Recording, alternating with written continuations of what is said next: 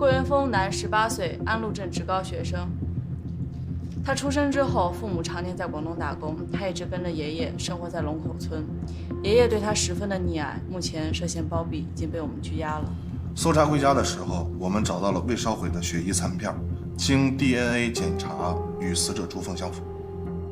据我们对5名经常出入朱凤家的男生所做的背景调查来看，郭元峰在学校成绩中等，为人忠厚，从不惹事儿。平时呢，他经常被朱凤老师叫到家里去吃饭，也是朱凤老师最喜欢的学生之一。从背景资料上来看，他本来是最不可能行凶的那个，谁知道这孩子要了他家2条命。我不明白，为什么他会对朱凤母女下手那么狠？长期没有家庭挚爱的孩子，就像在冰天雪地里卖火柴的小女孩，火柴的那点余温之后，他会更觉得冷。我们调出了龙帆市高铁、长途公交、高速公路的监控录像，目前还未发现桂元峰的踪迹。如果他弃用公共交通，选择租车或者包车的话，在监控设施不完备的省道或者是偏僻的道路上出逃的话，找到他会更加困难。从犯案现场的行为方式来看，他还算条理清晰、心思缜密，但他毕竟只有18岁，不会一点线索也没有留下的，会不会有别的状况？报告，李队，村干部走访得到重要线索，说看见孙海鸥用他的车带走了桂元峰。立即定位孙海鸥的手机。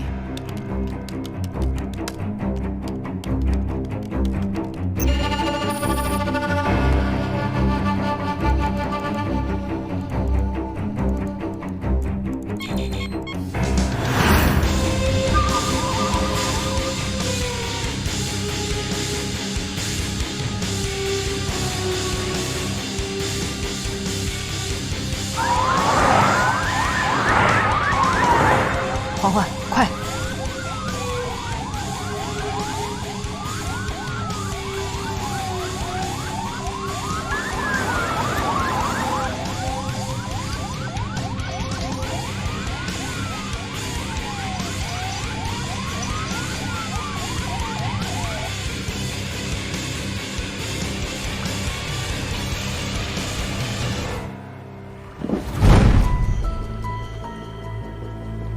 我能问一下，你为什么杀我老婆孩子？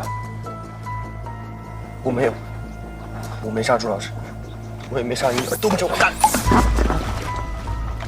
我知道，你是我老婆最喜欢的学生，经常来家里吃饭，那么多孩子，她对你最好。你说，你为什么要这么对她？你的良心让狗吃了吗？还有我女儿，这是我女儿的爸爸。你来我家的时候，你抱过她吗？你告诉我，你抱没抱过她？她才3岁，你说她不可爱吗？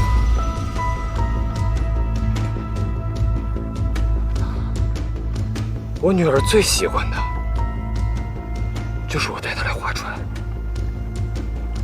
我相信她现在就在这个船上，在看着我。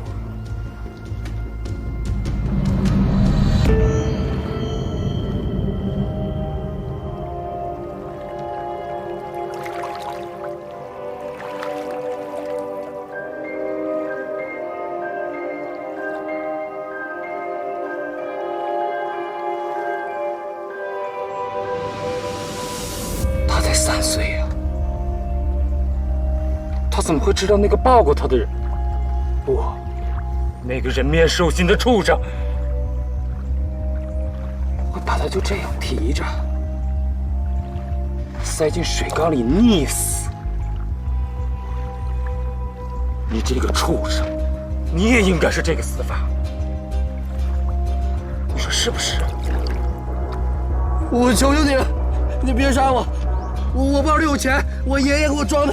我求求你了，我把钱给你，你把我交给警察。我什么都求的，你别杀我，还不想死。你倒是想得美！把你交给警察，一枪崩了你，哪有这么便宜的事儿？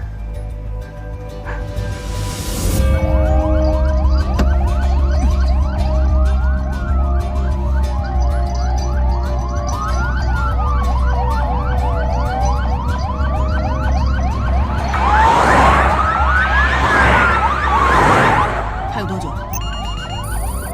定位显示还有2分钟。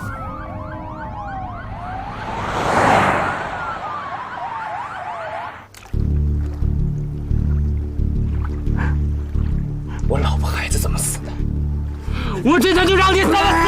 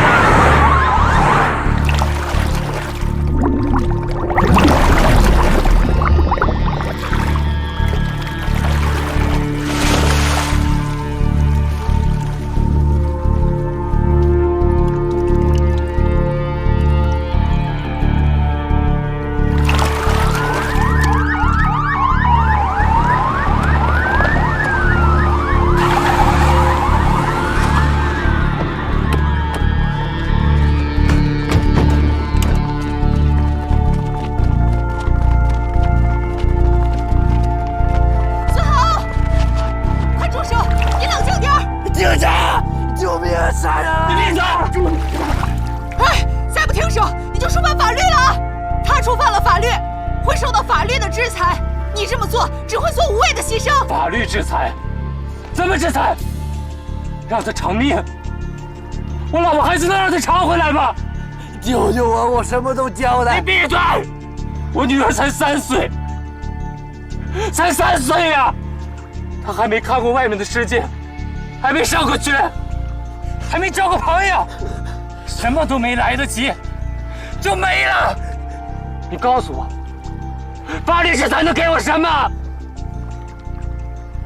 他们死得太惨了，一颗子弹怎么可能让他抵回我老婆和孩子的痛苦？救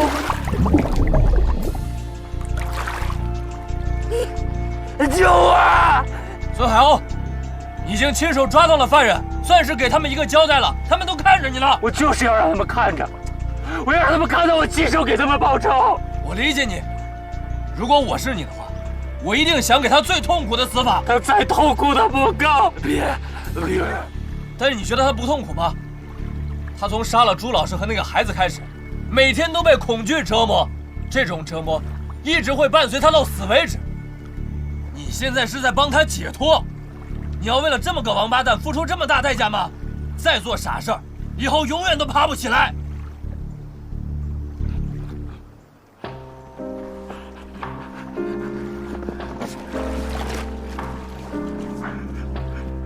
他们都不在呀，我就算爬起来有什么意义？有意义，有意义，当然有意义。有你在想念他们，有你在爱着他们，他们就不会被遗忘。如果他们现在在，他们一定希望你好好活下去。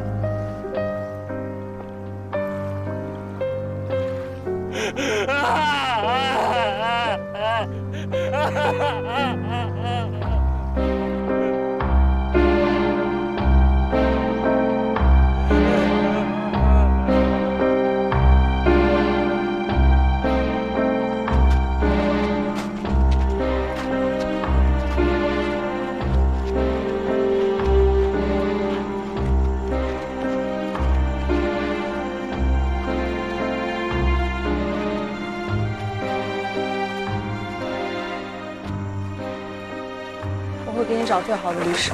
谢谢你，林警官。你相信吗？我刚才没有真的想杀他，我只是想让他体验一下我老婆孩子当时的痛苦。谢谢。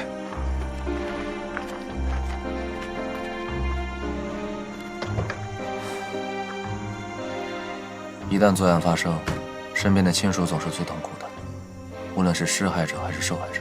也许这就是我们警察存在的意义，减少罪犯，抚平伤痛。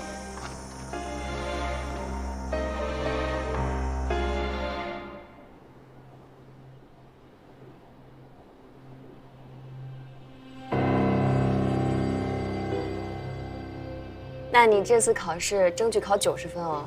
朱老师，你说我考再好有什么用？我读职高，长大以后，顶多当一个技工，或者职员，跟我爸妈一样，又穷又累，永远都没什么前途。桂元峰，不管你以后是当职员还是当技工，只要你踏踏实实做人，对社会有用，被家里人需要，哪怕是做一个善良的平凡的人，不也挺好的吗？好好学习吧。你是朱凤最喜欢的学生，经常到他家吃饭补课，你怎么就会想到去盗取他们家的金条？侠盗联盟的人威胁我，让我3天之内拿出来家里存的5万块钱。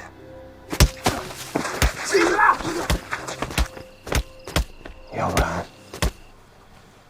他们就打死我。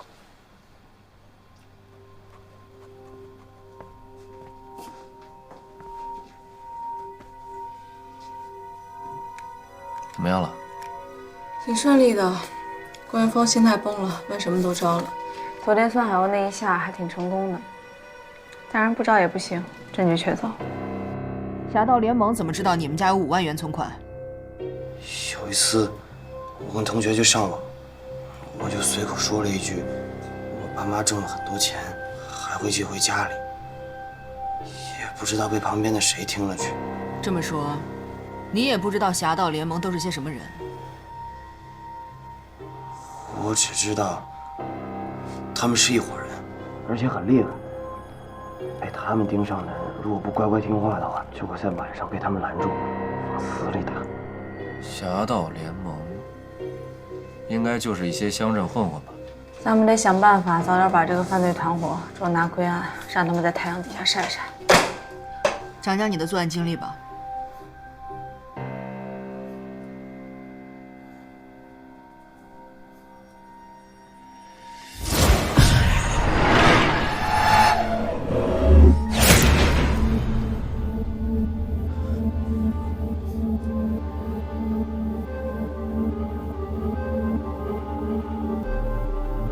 去年有一天，我单独去朱老师家补课，我看见他打开床头柜的机关，我就知道他家祖传金条是真的事情。侠盗联盟问我要钱，我又不敢跟我爷爷讲，就动了偷朱老师家金条的念头。我很害怕，临行前我还偷喝了我爷爷半瓶白酒。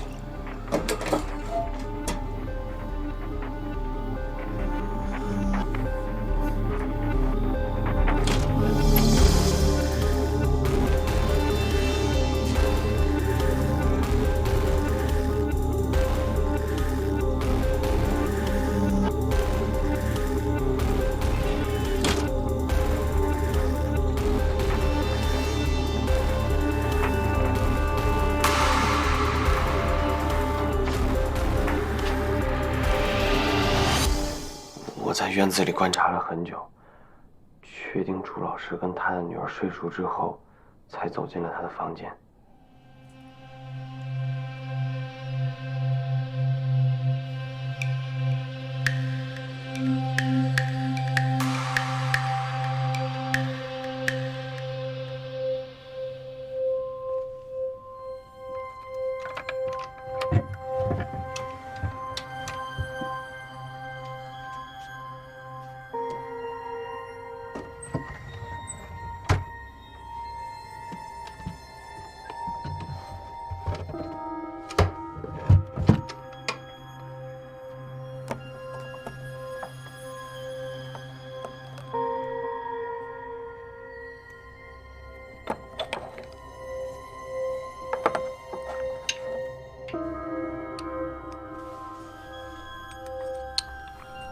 既然你已得手，为什么要杀害朱凤老师呢？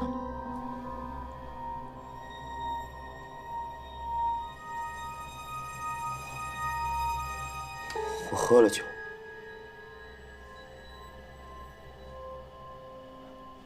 看见朱老师，我就想起了我妈。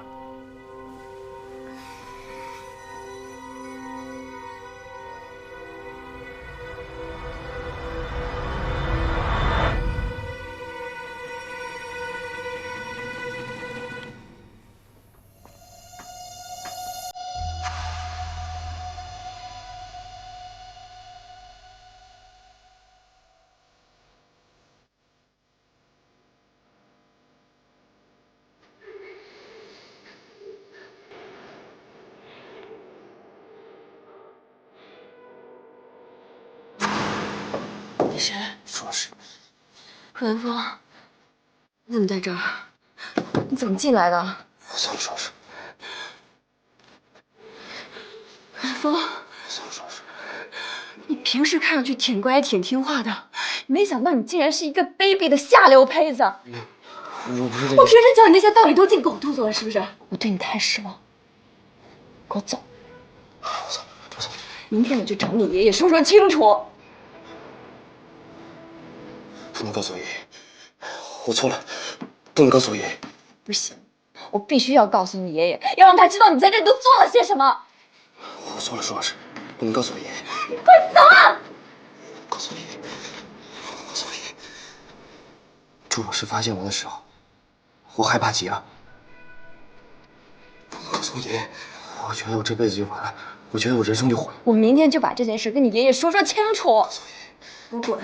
现在就滚！告诉我爷爷，告诉我，你干嘛？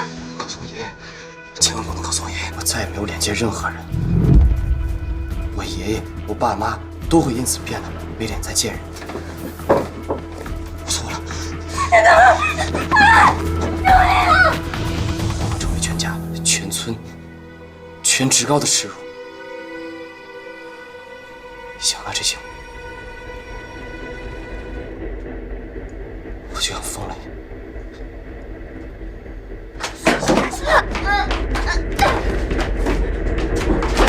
救命啊！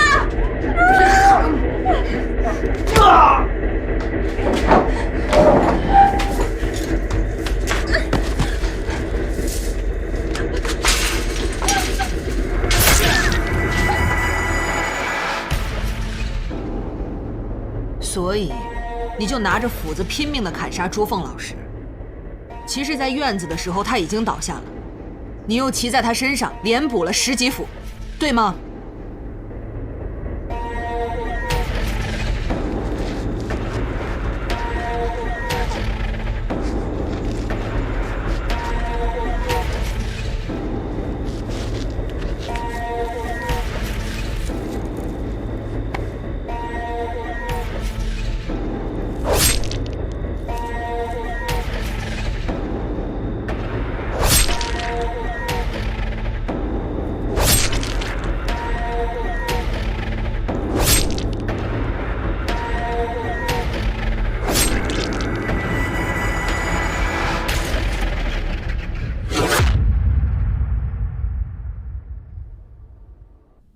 既然朱凤已经死了，你为什么连他3岁的孩子都不放过？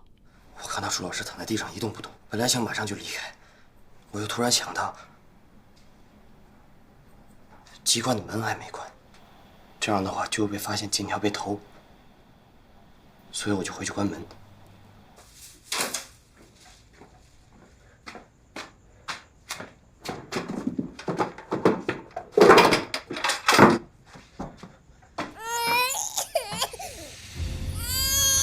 谁知道这个时候孙玲醒了，坐在床上哭。她看见我进门就冲过来，抱住我叫哥哥。我怕她哭得太大声让人听见，我怕白天的时候她把我认出来。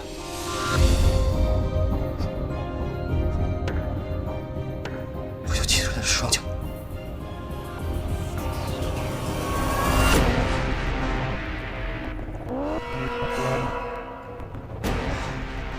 说起来还挺讽刺的，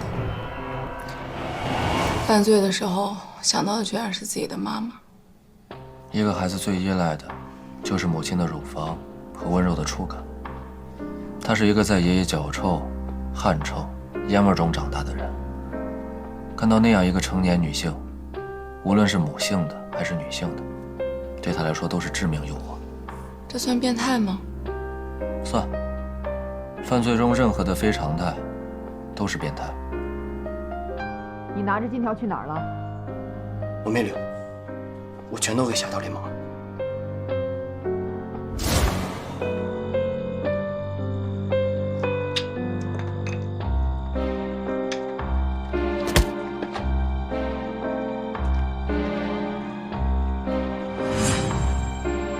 警官，我能求您件事情吗？我的事情，能不能麻烦您别告诉我爸妈？他们打工真的很辛苦，几年可能有1次才能回家过春节。每年回来的时候，为了省路费，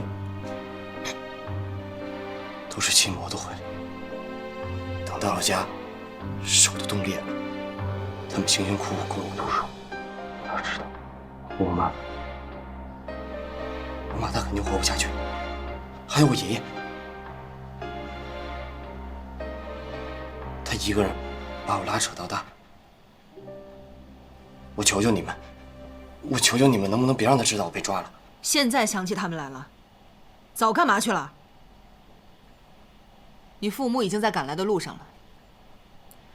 你爷爷因为帮你逃跑和销毁证物，涉嫌包庇罪，已经被刑事拘留了。听上去，他妈还是挺爱他的。爱和陪伴是两码事。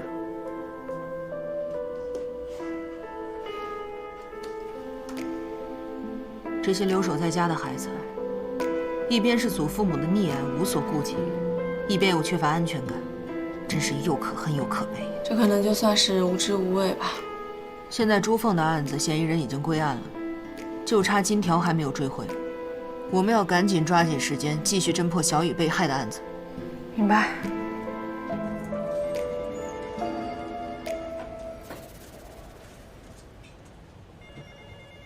哎，孔威找到了，正准备介入询问。跟你说了，孔威不是凶手。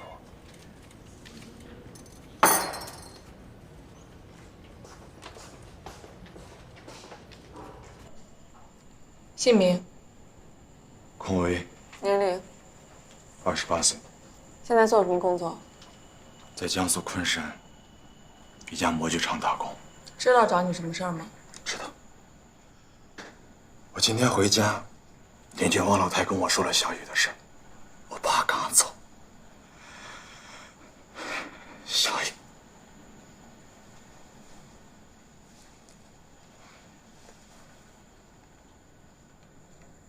实话说吧，我们现在怀疑你是杀害你妻子蔡小雨的凶手。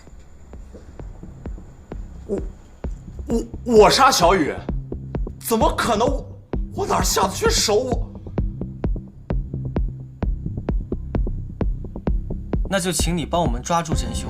我们需要了解小雨当天被害的所有情况，从你接到她的电话开始讲吧。那天早上7点钟吧，我在工厂车间里面做模具，小雨给我打电话说我父亲去世了。我很震惊，当时我就跟工头请假了，买了当天下午4点钟的高铁吧，从江苏回到龙帆。到龙帆的时候应该是下午4点半，回到村里的时候应该晚上9点。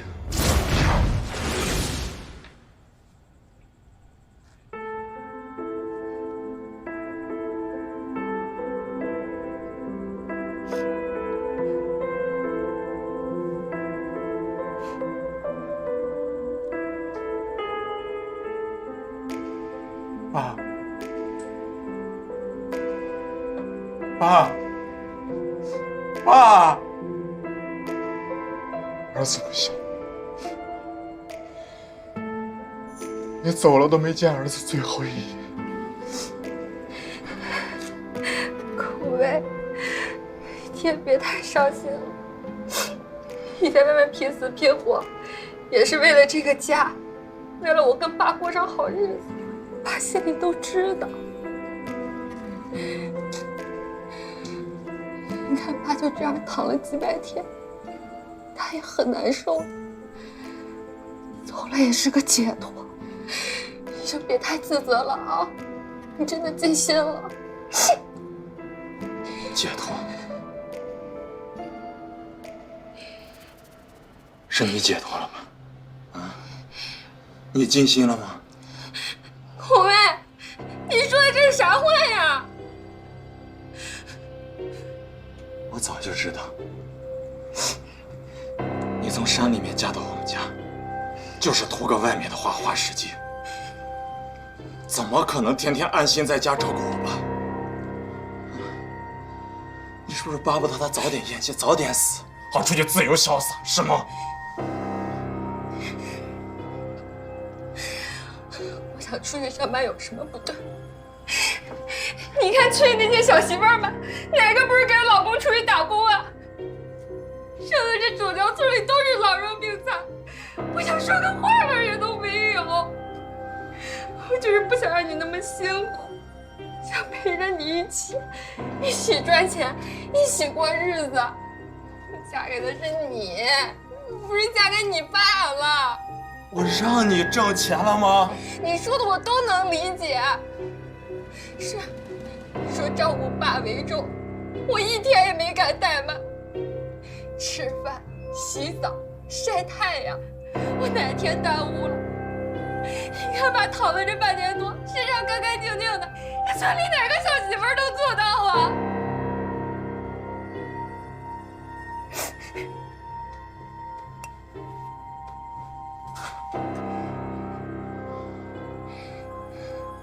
你就拿这个喂他吃饭，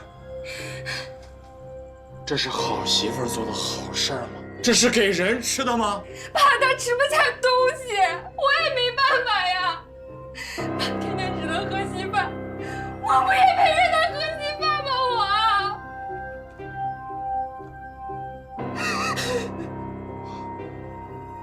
你说什么都对，现在也死无对证，就算他活着，他也不能说话呀，他也不能反驳呀。你怎么虐待的我爸，只有老天爷知道。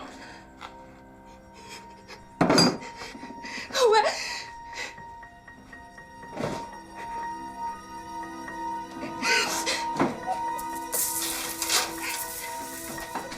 你给我说清楚，我怎么虐待你爸？你看村里跟你爸情况一样，哪个不是身上烂的连一块好皮肉都没有了？你再看看你爸，你还能让我怎么样？咱俩结婚这几年，我是什么样的人，你心里不清楚吗？今天竟然说出来这样的话，你还有没有良心啊？你是什么样的人？啊？你看看从结婚到现在，你变成什么样了？脾气越来越犟，现在会顶嘴了。小雨，你记着，你是我爸买回来的。要是没有他，你现在还在大山里面吃不饱穿不暖。臭女人，你记住，这个家没有你这么大声嚷嚷的份儿。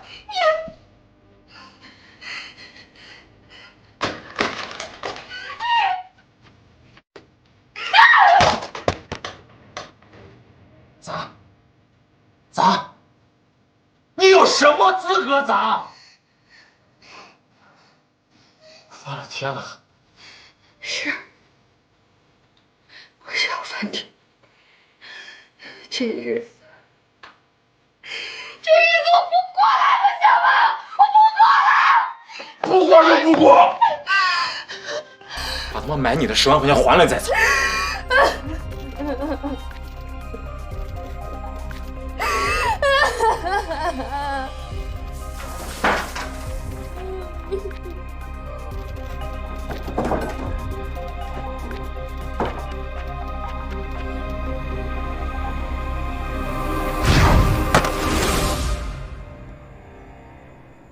出门之后你去哪儿了？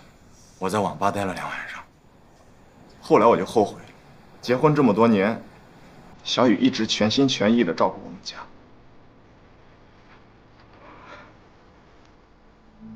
我脾气不好，经常吵架，他也不怪我。这次他应该是真伤心了。从尸检上来看，他确实把你父亲照顾得非常好。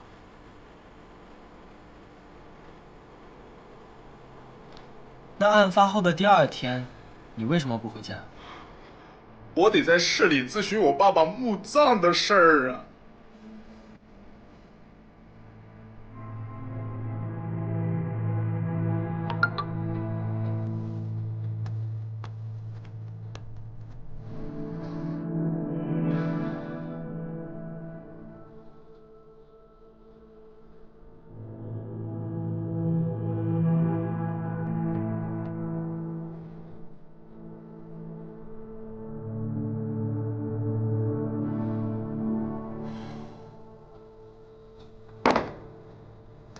那天你出门的时候，院子里的门关了。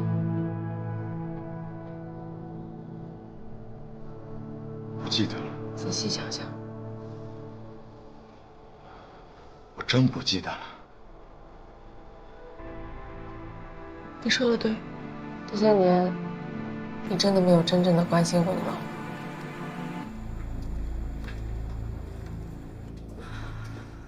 大专家，DNA 分析结果出来了，孔威不符合。之前你的推断是正确，果然大专家还是大专家啊。我们来复盘一下现场啊。小雨当时跟孔威吵完架，情绪很激动，跑回房间上了床。这个时候，凶手趁虚而入，进来把他奸杀了。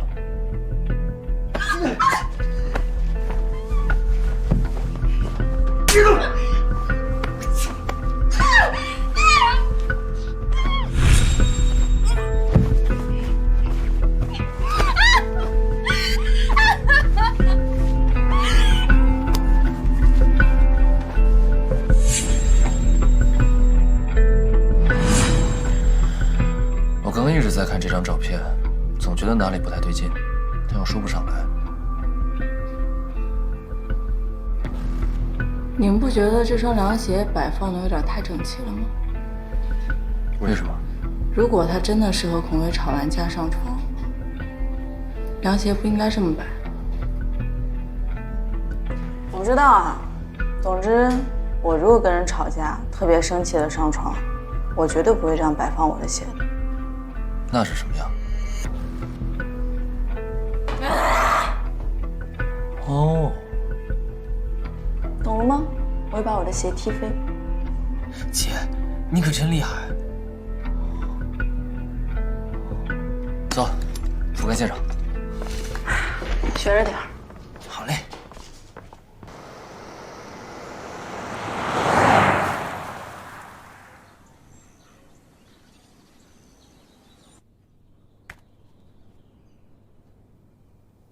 发现什么了？这是快乐甜心那家店的鞋，我之前去逛过一次，但是你知道没有什么我喜欢的。停，仔细看啊，这个鞋的周围有细微的泥沙。我们做一个假设，假设凶手在侵犯他的时候，他是穿着鞋的，侵犯完了以后，他再把鞋脱下来，整齐的放在了床头。这样的话，床上一定会有证据。有道理。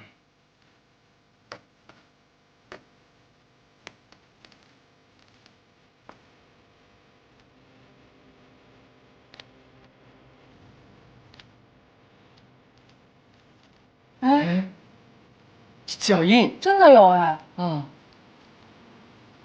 可是凶手为什么要在杀害了受害人之后，还把他的鞋给脱下来呢？难不成他是为了追求某种仪式感？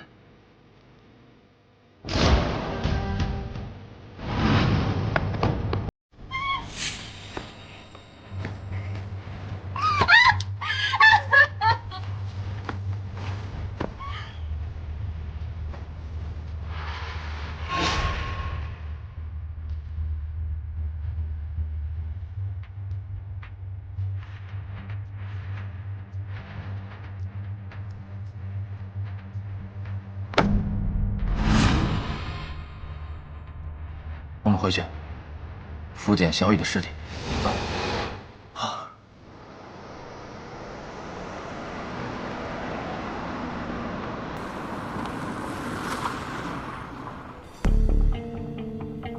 这次你又在检查什么？小雨的脚。发现什么了？尸体冷冻以后，皮肤脱水变薄，原本不太明显的皮下出血就会显现出来。这里我们上次就没有发现。这是人的牙印，凶手留下的。那凶手为什么要咬他的脚趾？恋足癖，通过恋足达到完全的性满足。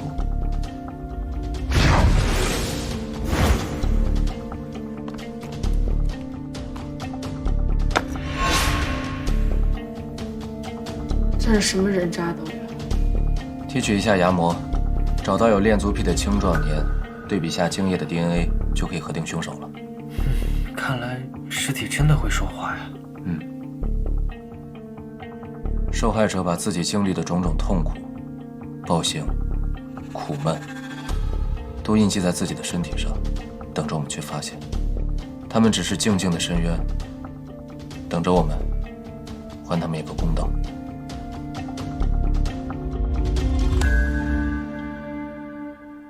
排除了小雨丈夫孔威的作案嫌疑之后，小雨这个案子我们又取得了新的进展。通过对尸体的复检，我们看见小雨的足部有牙印，所以我们初步判定凶手是一个有恋足癖的青年男性。之前通过调查，我们发现小雨因为丈夫孔威长期不在身边，而且又因为长得好看，在村子里面一直备受关注，觊觎她的男性不少。我认为凶手嫌疑人应该就在其中之一。但这个范围还是很广啊，总不能拿牙模一一比对吧？毕竟恋足癖这么隐私的事儿，别人也不会知道啊。还有一点，凶手是怎么进入小雨家作案的呢？目前看来只有一种可能，就是孔威小雨争吵之后，孔威摔门而出，门没关好，凶手趁机而入。小雨和孔威吵架，空调液板被砸到了枕头上，还没收拾拿走，就被强奸杀害了。这说明他们俩吵架，距离小雨被杀的时间非常短。那这能说明什么？我觉得凶手不是临时起意要杀害小雨的，他平时就非常关注小雨，经常在小雨家门外转悠。也许案发当天他们两个争吵的时候，凶手就在他们家门外。我不过了！不过就不过。